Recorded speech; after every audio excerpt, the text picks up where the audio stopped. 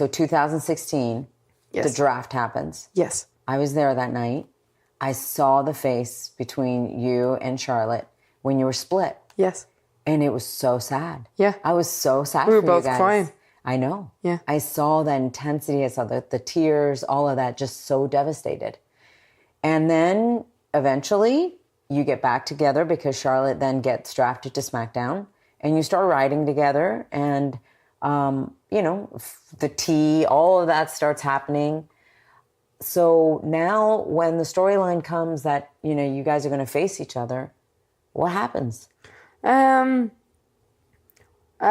think it is a rivalry for the ages, right? Because it's something that people can so relate to, right? And I think the reason that I think people, right, particularly right now, are getting behind me, and not that they're not getting behind Charlotte, they are. It's very much like a pick a side kind of thing.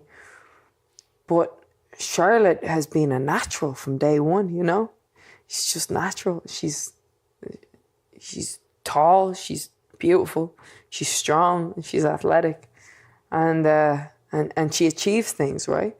And then you have the underdog who's scraped and who hasn't necessarily been the most athletic or naturally talented or naturally gifted, but she's clawed the entire time. She's just clawed, and she hopes and she gets the scraps or whatever.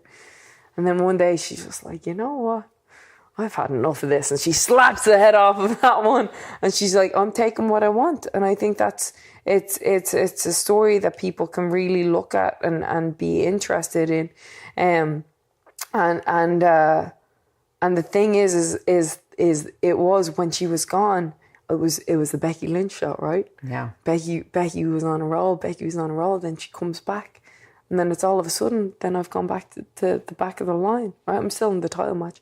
But it's not really all about me anymore. It's about her being in this match. And it's like stepping back and being like, well, no, I want that title. I want that title. I'm not going to apologize for it. Oh, now you've got the title. Well, no, that was meant to be mine. Bang! Right across the face.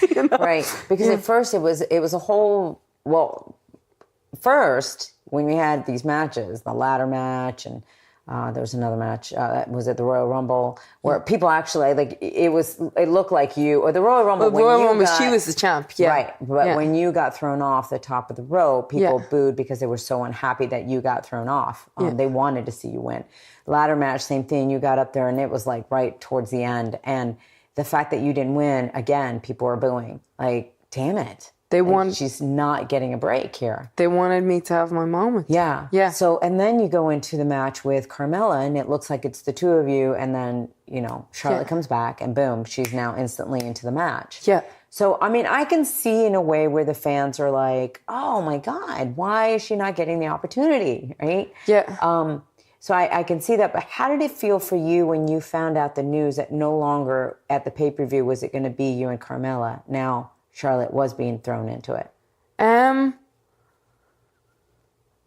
So I mean, you always want, and that's the thing, you always want to have the singles match, because it's more of a highlight, right? On yourself, and you've got a higher opportunity of winning. It's only split two ways as opposed to 33%. So yeah, and that was something that was like, okay, great, it's going to be me and Carmella.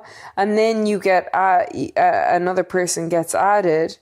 And of course there's obviously going to be disappointment because you've been working hard and now you want that spotlight. Right.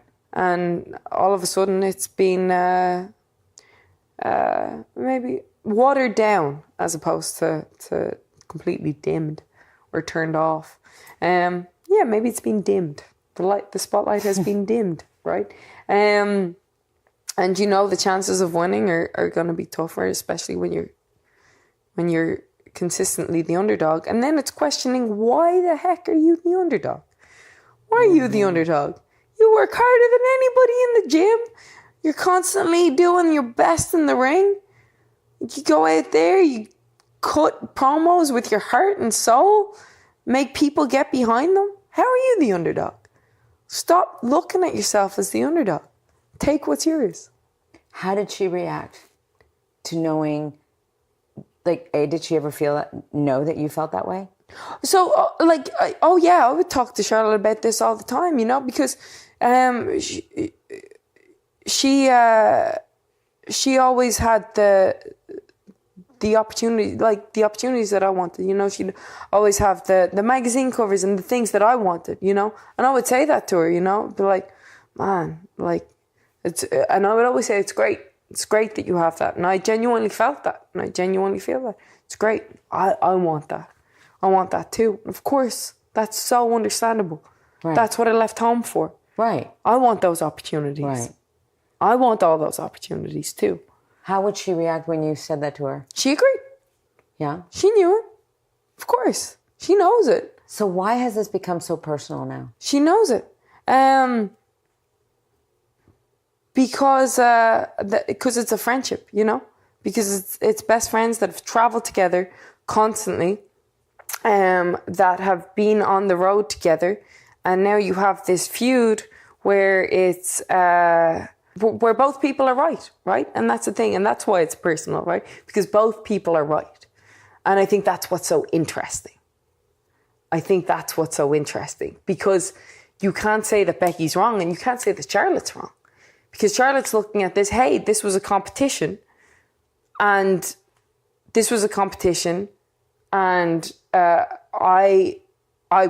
bettered you in the competition. But I'm saying, no, you could have given me the title shot afterwards. You could have, I could have given you the title shot afterwards. Right. I could have won, and then you could have asked me for the title shot afterwards. So there's both arguments are right. And I think that's what makes it so personal.